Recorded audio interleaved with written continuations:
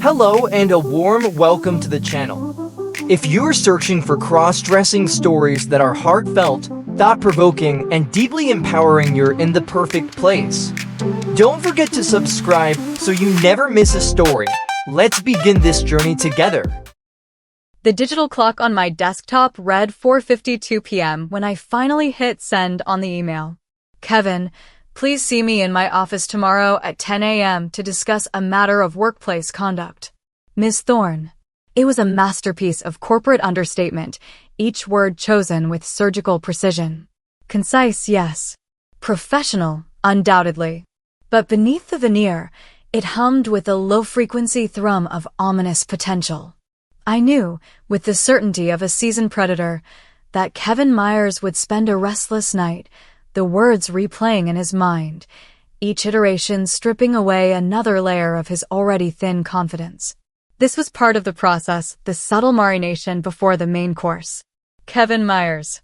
He'd been on my radar for months. Not for any egregious, fireable offense. He was too timid for that, but for a pattern.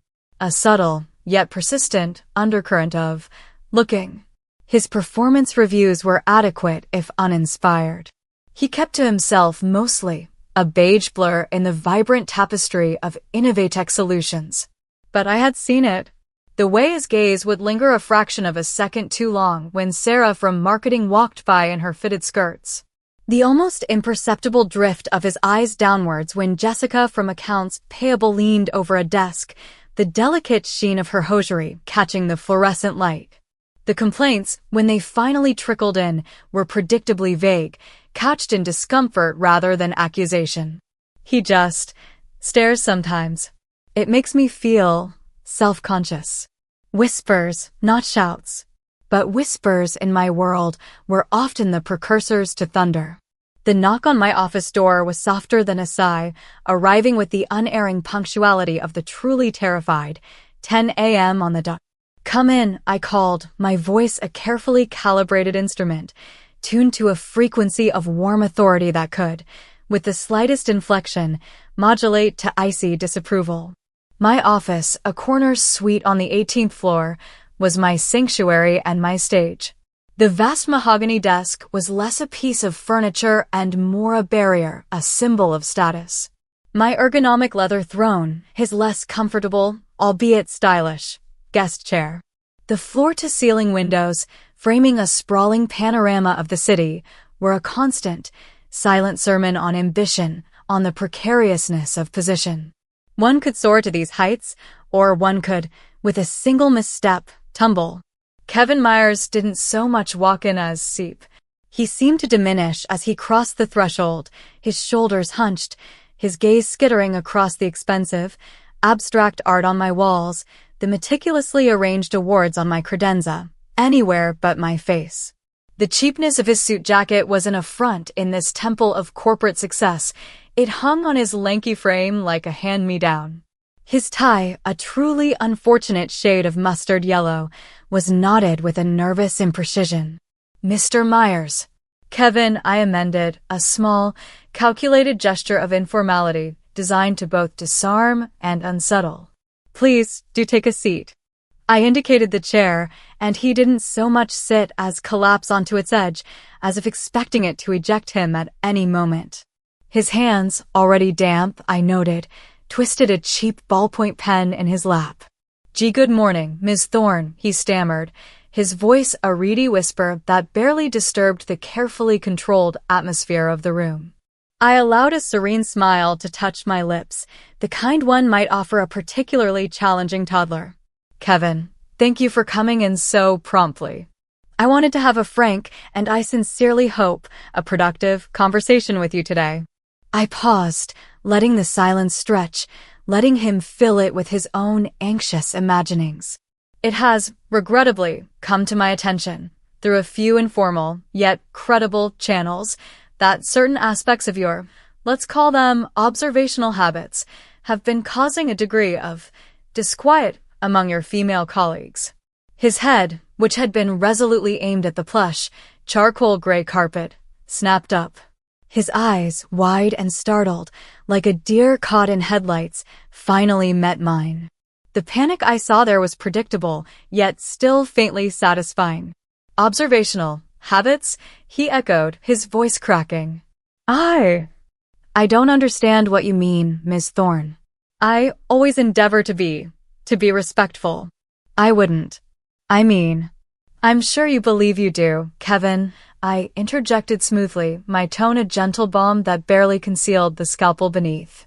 And I'm sure your intentions are, at their core, harmless. But in a professional environment such as Innovatech, perception, as you know, is often reality. The issue, to be precise, revolves around a perceived tendency on your part to, well, Kevin, to stare, to fixate, particularly at the lower extremities of your female colleagues. And, to be even more specific, this behavior seems to be most pronounced when they are wearing pantyhose. The word pantyhose landed in the quiet room with the delicate, yet undeniable, impact of a dropped pin on a marble floor. I watched, with detached clinical interest, as a mottled flush began to creep up his neck, a visible tide of shame.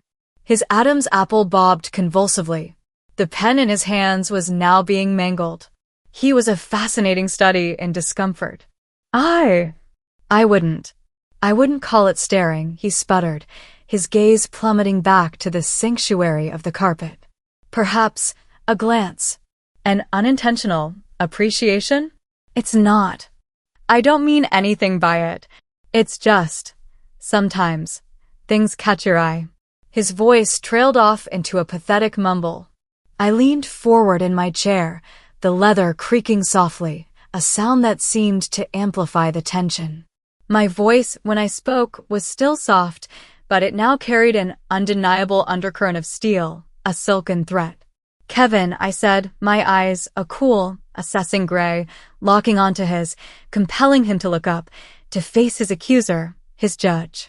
Even now, Kevin, as we sit here, engaged in this very serious, very necessary discussion about workplace propriety, I have observed your eyes, your supposedly unintentional gaze, flicker downwards, towards my legs, on no fewer than 5 distinct occasions. I paused, allowing the accusation to land with its full weight. Then, with a slow, deliberate, almost theatrical movement, I uncrossed and recrossed my legs, the whisper of nylon against nylon a subtle counterpoint to his ragged breathing. My sheer nude pantyhose, the finest quality almost invisible against my carefully maintained skin, stretched taut over the curve of my calf, delineating the subtle swell of my thigh before disappearing beneath the razor-sharp hem of my bespoke navy pencil skirt. And as you can so very clearly see, Kevin, I continued, my voice dropping to an almost intimate whisper, I, too, am wearing pantyhose today. A rather delicate 10 denier if you're interested in the specifics. Checkmate. He was utterly, hopelessly, irrevocably impaled on the spear of his own transgression. The crimson flush that had stained his neck now consumed his entire face, transforming him into a grotesque parody of a ripe tomato. He looked like a small, terrified rodent, cornered by a sleek, patient cat. Shame, abject embarrassment, and perhaps, yes, I could see it now, a tiny, unwilling, almost imperceptible flicker in the depths of his eyes, a shameful, confused fascination. He offered no denial, no further pathetic excuse. He couldn't. The evidence was there on my legs, in his eyes. I let the silence hang, heavy and suffocating, a palpable entity in the room, pressing down on him, crushing his meager defenses. Then, I exhaled, a delicate, almost sorrowful sigh, the kind one might emit when faced with a particularly recalcitrant child. Well, I said, my voice regaining a measure of its earlier warmth, though the steel remained, a fine, unyielding core. It would appear we have successfully identified the crux of the issue, wouldn't you agree?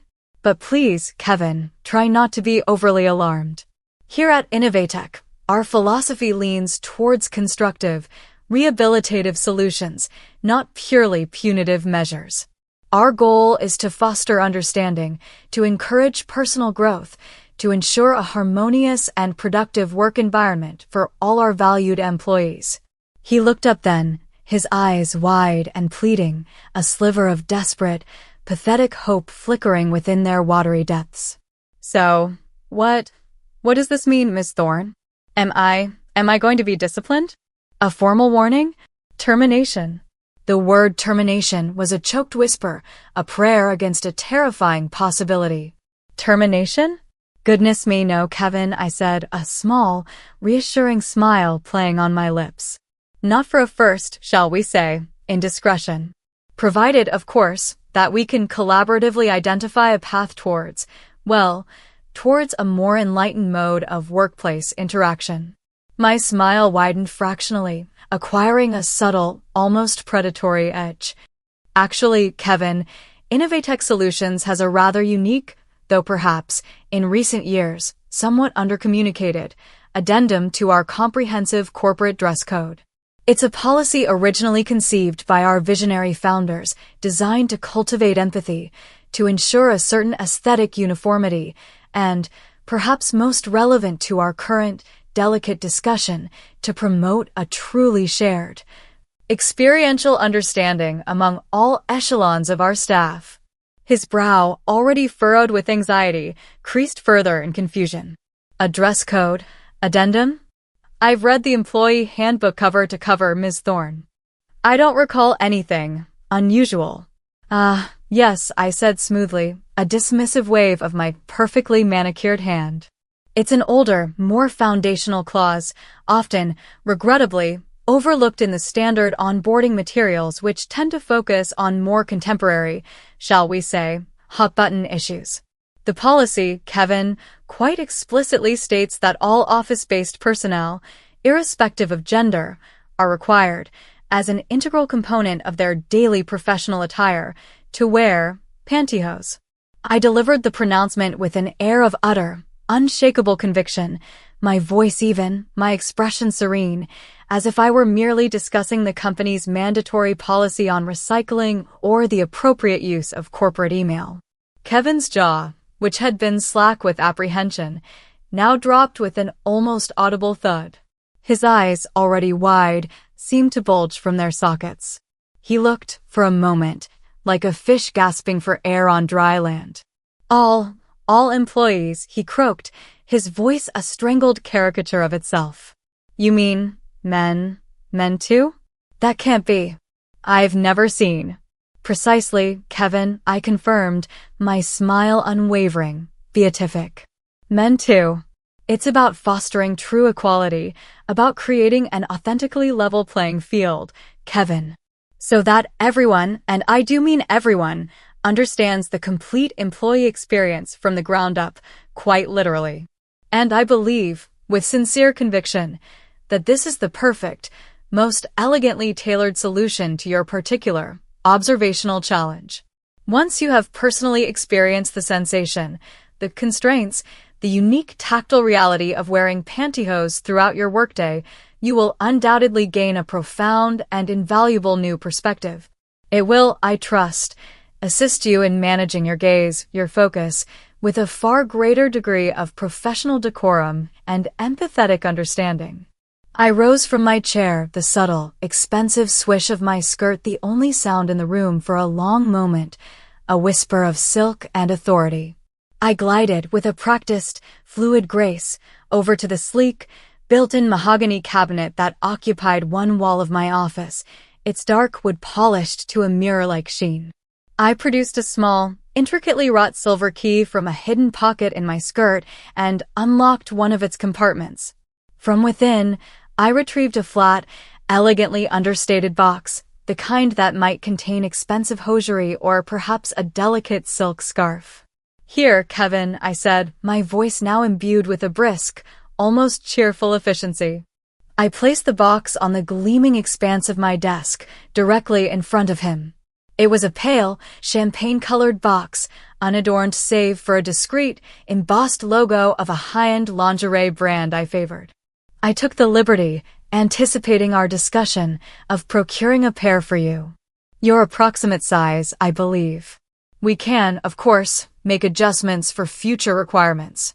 He stared at the box as if it were a Pandora's box, filled with unspeakable horrors. His eyes, wide and fearful, flickered from the innocuous package to my implacable face, then back again. I could almost see the frantic calculations whirring behind his panicked gaze.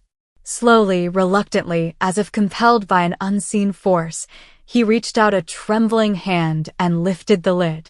Inside, nestled on a bed of pristine, crinkling tissue paper, lay a pair of sheer, nude-colored pantyhose. They were gossamer thin, delicate, almost translucent, shimmering faintly under the cool, artificial light of my office. You want me to wear these? His voice was a choked, incredulous whisper, laced with a dawning horror. Right now? Here. But of course, Kevin, I replied, my tone bright, matter-of-fact, as if this were the most natural, most unremarkable request in the world. There is, as they say, no time like the present to begin embracing full compliance with established company policy. And more pertinently, it is the most direct, most efficacious way for us to address and resolve this sensitive matter. My private restroom, fully equipped for your convenience, is just through there. I gestured with a perfectly manicured, crimson-tipped fingernail towards a discreet, almost invisible door at the far end of my spacious office. Please, go ahead. Take all the time you need. He looked from the box, with its delicate, feminine contents, to my face, which I had carefully composed into an expression of serene, unwavering expectation.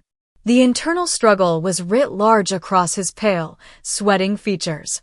Fear of my authority, the undeniable power I wielded over his career, his livelihood, warred with a profound, almost visceral embarrassment, and perhaps, just perhaps, a tiny, shameful, unacknowledged frisson of morbid curiosity.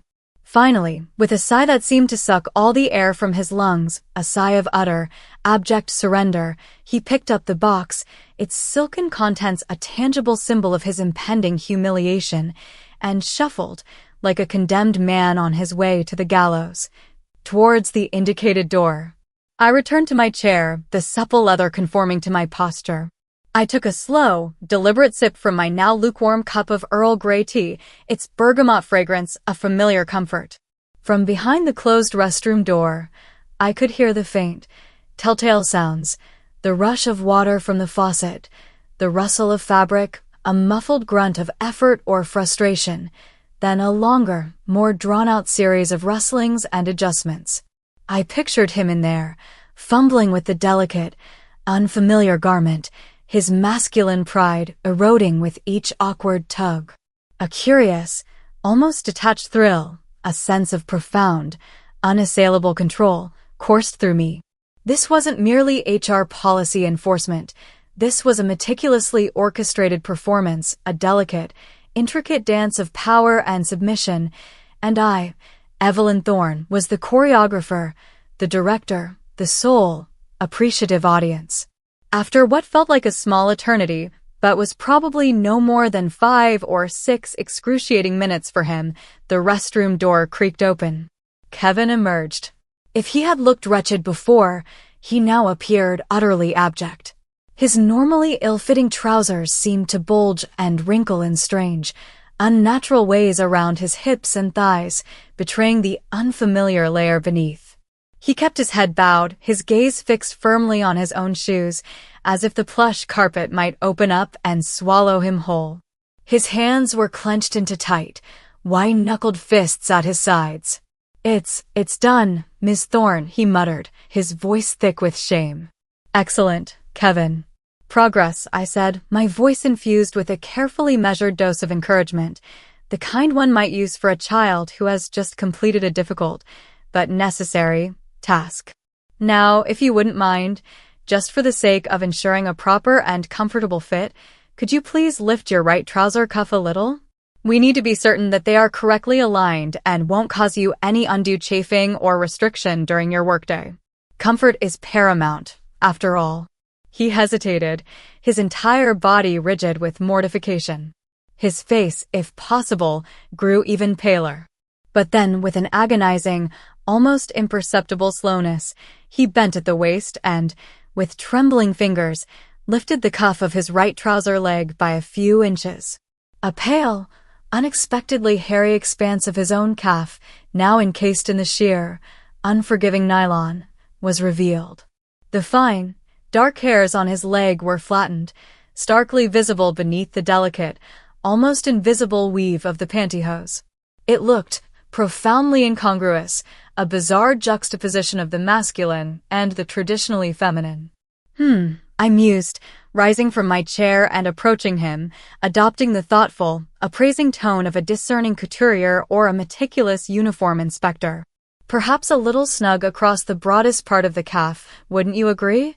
And the color match, while acceptable for a first attempt, could perhaps be a shade or two lighter to better complement your natural skin tone. We might need to consider a slightly larger size, or perhaps a different brand with a more generous stretch for your subsequent pairs. My perfume, a bespoke, intoxicating blend of white tuberose, jasmine, and a subtle hint underscore of dark amber, wafted around him as I drew nearer. He flinched, almost imperceptibly, as my proximity invaded his already compromised personal space. I knelt before him, ostensibly to examine the fit more closely, my movements fluid and deliberate. My fingers light as a butterfly's wing, yet charged with an undeniable authority, brushed against his nylon-clad calf. I could feel the sudden, reflexive tension in his muscles, the surprising warmth of his skin radiating through the thin, silken barrier. The texture was interesting, smooth, yet with the underlying reality of his male leg beneath. "You see, Kevin?" I murmured, my voice low and intimate, a conspiratorial whisper intended for his ears alone, a voice that brooked no dissent. "It's not so very terrible, is it? Objectively speaking. Just a thin, almost weightless layer of material. Yet it changes things, doesn't it? It changes how you feel, how you perceive your own body, how you move. And, most importantly, Kevin, it will, I trust, begin to change how you perceive the world, and, more specifically, those around you who navigate it daily in similar attire." He shivered at my touch, a small, involuntary tremor that ran up his leg, a visible manifestation of his profound discomfort and, perhaps, something more complex, something he couldn't name. He said nothing, his breathing shallow, his gaze fixed on some distant, indeterminate point on my office wall. "And now, Kevin," I continued, my voice a silken caress, smooth and persuasive, as I rose gracefully to my feet, to ensure that this experiential learning exercise is truly comprehensive, truly transformative, I believe a few additional accoutrements are in order. I returned to the mahogany cabinet, a faint, enigmatic smile playing on my lips. This time, I withdrew 2 more items. The first was a sleek, black pencil skirt, exquisitely tailored, deceptively simple, and in a size I had, with a practiced eye, estimated would accommodate his narrow, boyish hips. The second was a pair of classic black patent leather pumps, elegant and understated, with a modest, yet undeniably feminine, 3-inch heel. Kevin's eyes, when he saw these new items, widened in genuine, unadulterated horror. The color drained completely from his face, leaving it a pasty, unhealthy gray. "Miss Thorne, you can't be serious," he stammered, his voice cracking with disbelief and a rising panic. This is too much. This is humiliating. It's not right." "Too much, Kevin?" I arched a perfectly sculpted eyebrow, my professional mask, cool and imperturbable, firmly back in place. "Humiliating? Perhaps. But sometimes, Kevin, a degree of controlled discomfort is a necessary catalyst for profound learning and genuine behavioral modification. And as for right, I assure you, I am acting entirely within the established, albeit perhaps neglected, parameters of Innovatech corporate policy. This is part of the approved re-education process. To truly, deeply understand the lived experience of your female colleagues, Kevin, you need to, as the old adage so wisely puts it, walk a mile in their shoes. Or, in this particular instance, wear their attire. The full ensemble. I placed the skirt and the heels on the edge of my gleaming desk, their stark blackness a dramatic contrast against the polished wood. The restroom is still at your disposal, Kevin, I said, my voice calm, unyielding. I will wait. And please, Kevin, do try to arrange the skirt properly. We wouldn't want any unseemly wrinkles. This time, his resistance, though still palpable in the rigid set of his shoulders and the tremor in his hands, was significantly weaker, almost perfunctory. The fight seemed to be draining out of him, replaced by a dazed, horrified resignation. Perhaps the initial shock had breached his defenses, leaving him vulnerable, compliant. Or perhaps a darker, more deeply buried, and utterly unacknowledged part of him was morbidly intrigued by this inexorable descent into the utterly bizarre, the profoundly transgressive. He took the items, his hands trembling so violently that the hangers rattled, and retreated once more into the silent, waiting sanctuary of the restroom. While I waited, I idly straightened a few perfectly aligned papers on my desk, my outward composure absolute, a serene mask of professional detachment. I caught my reflection in the darkened screen of my powered-down computer monitor. A woman of authority, a woman in complete, effortless control, a faint, almost imperceptible smile playing on her lips. I rather liked the image. It was accurate. When Kevin reemerged, perhaps 10 agonizing minutes later, I had to exert a significant degree of self-control to prevent a gasp, or worse, a laugh, from escaping my lips. The sight was truly something to behold. The black pencil skirt, designed to accentuate feminine curves, clung awkwardly to his bony, hipless frame, making him look like an unfortunate, badly dressed scarecrow. His legs, already made to look unnaturally long and thin by the sheer pantyhose, now seemed almost comically stilt-like, culminating in the utterly incongruous, almost surreal, sight of the black patent leather pumps. He wobbled precariously on the unfamiliar heels, his ankles buckling, his arms held out stiffly at his sides for balance. But it was his face, once again, that held my fascination. It was a grotesque canvas of profound humiliation, utter disbelief, and a raw, exposed vulnerability that was almost painful to witness. Almost. Well, Kevin, I said, my voice carefully neutral, devoid of any hint of amusement or judgment, you certainly present a most arresting silhouette. Why don't you take a few steps? Towards the window, perhaps. Let's see how you manage the locomotion. He took a hesitant, jerky step, then another, his arms flailing wildly as he fought for balance.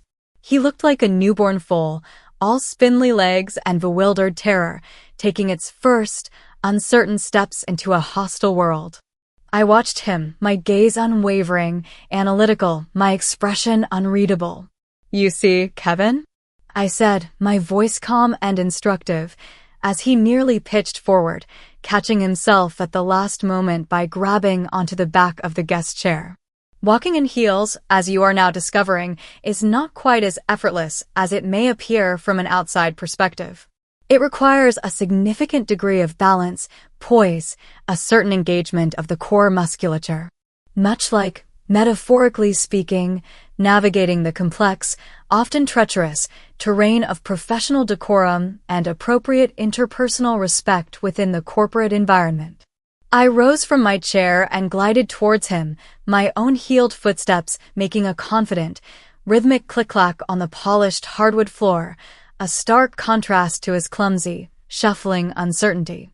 He tensed visibly as I closed the distance, his body radiating waves of pure, unadulterated misery.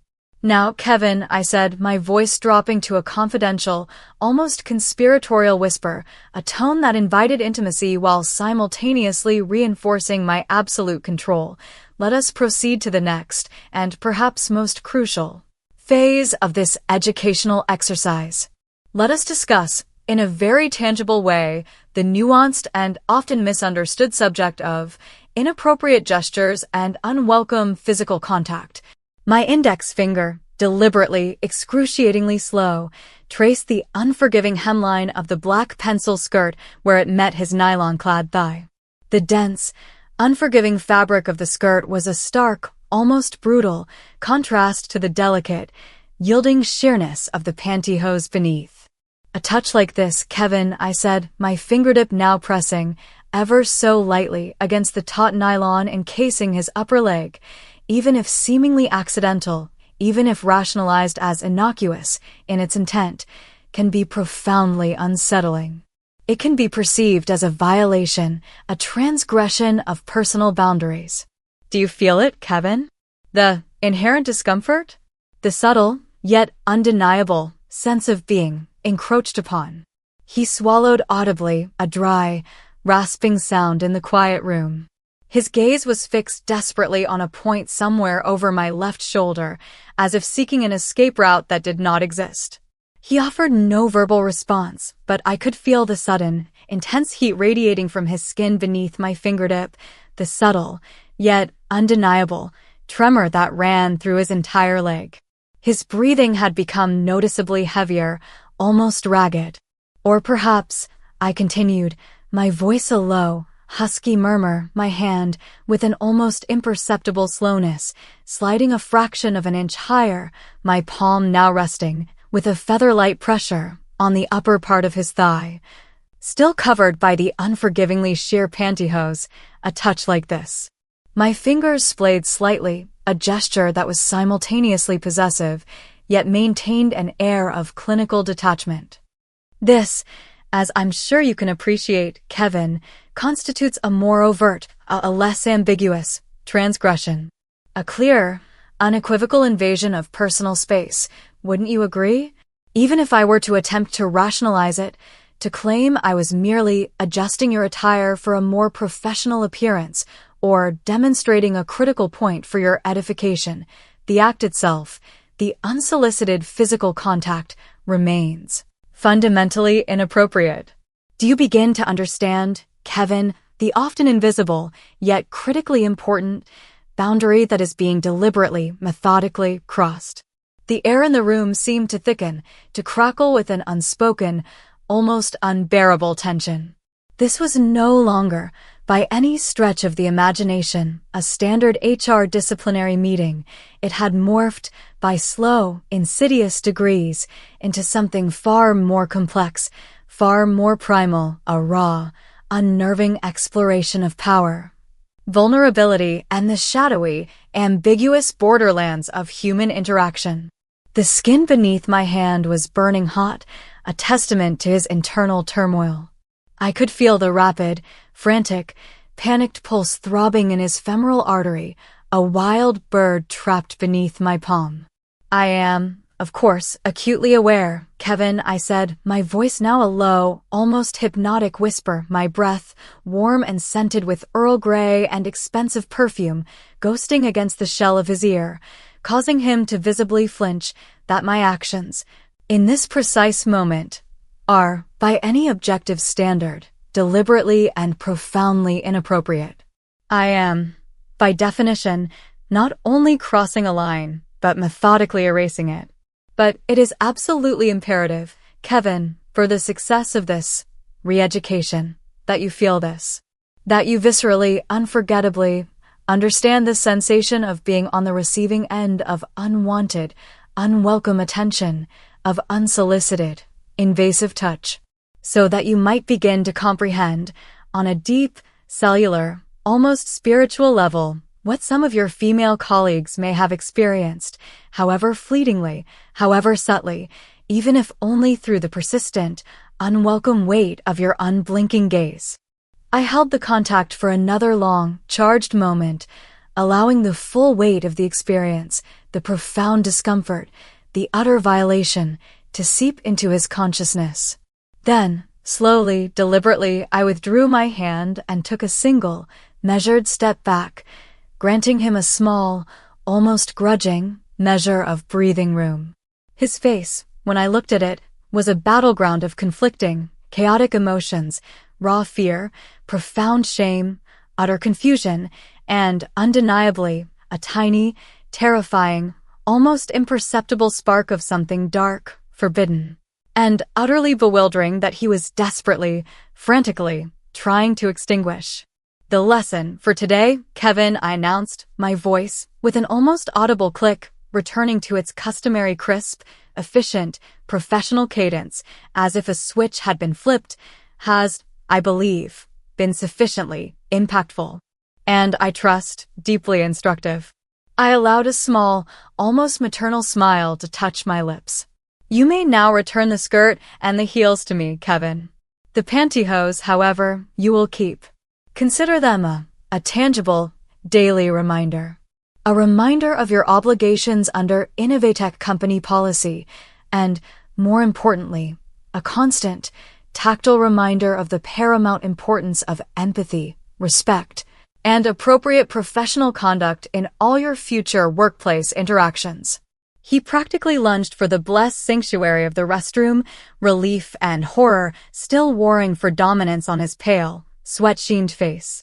He shed the offending skirt and the torturous heels as if they were made of burning coals, emerging a few minutes later in his own rumpled trousers, though the faint, almost ghostly outline of the pantyhose was still discernible beneath the fabric, a secret shame clinging to his skin. He looked profoundly shaken, almost shell-shocked, but the acute, paralyzing terror of moments before had begun to recede, replaced by a dazed, numb bewilderment. Thank you, Miss Thorne, he stammered, his eyes, still resolutely avoiding mine, fixed on a point somewhere near my left knee. For the lesson. It was very thorough. You are most welcome, Kevin, I replied, a gracious, almost beatific smile gracing my lips. I am, as you know, always deeply committed to fostering the holistic professional and personal development of all our valued Innovatech employees, in all its many and occasionally unconventional, multifaceted forms. I paused, allowing a beat of silence to hang in the air, then added, my voice laced with an almost playful, deeply unsettling insinuation, and who knows, Kevin? Should you find, in the coming days and weeks, that you acclimatize well to this particular, long-standing aspect of our corporate dress code, perhaps I could be persuaded to procure a few more varied options for you in the future. We could, for instance, explore different deniers, a wider range of subtle, professional shades, perhaps even some tastefully understated patterns for casual Fridays. It is, after all, terribly important to find what truly suits you, Kevin. In every sense of the word. Kevin's eyes, against his will, it seemed, shot up to meet mine, wide and incredulous, almost pleading. A flicker of something utterly unreadable, abject fear, dawning, horrified comprehension, or perhaps, most disturbingly of all, a tiny, shameful, nascent spark of intrigue passed through their depths before he quickly shuttered them. He didn't speak, couldn't speak, it seemed. He just gave a jerky, robotic nod, then turned and practically fled my office, his escape hasty, almost panicked, as if he were running from a recurring nightmare or perhaps, even more terrifyingly, a strangely compelling, deeply forbidden dream. I watched his retreating back until the heavy office door clicked shut behind him, the sound unnaturally loud in the ensuing silence. The ghost of a triumphant, deeply satisfied smile lingered on my lips. A profound sense of accomplishment, of absolute, unadulterated, almost intoxicating power, settled over me, warm and comforting. The game, I mused, as I idly ran a fingertip over the cool, smooth patent leather of one of the discarded heels, had only just begun. And I knew, with a certainty that was both exhilarating and deeply, wonderfully satisfying, that Kevin Myers, BA, junior analyst, would never, ever look at a woman in pantyhose, or indeed, at any of his female colleagues, in quite the same unconsciously predatory way again. He would also, I wagered, with a quiet, internal chuckle, never, for as long as he lived, forget this particular Tuesday afternoon in my office, this unorthodox, yet undeniably effective, corporate re-education. I turned back to my expansive desk, picking up the discarded black pencil skirt and the elegant heels. They still held a faint, residual warmth from his unwilling body, a subtle, almost imperceptible scent of his fear and confusion. Perhaps, I mused, as my gaze drifted towards the now glittering panorama of the city lights beginning to pierce the encroaching dusk outside my window, I should indeed invest in a wider, more comprehensive range of experiential training materials. After all, cultivating a truly harmonious, deeply empathetic and thoroughly compliant corporate environment, an environment where all employees felt seen, understood, and appropriately managed, required significant effort, unwavering dedication, and no small amount of creative, outside-the-box problem-solving. And I, Evelyn Thorne, Senior Vice President of Human Resources at Innovatech Solutions, was nothing if not dedicated to that noble and endlessly, wonderfully fascinating cause. The city lights twinkled like knowing eyes, and I smiled back at them, a silent, shared understanding passing between us.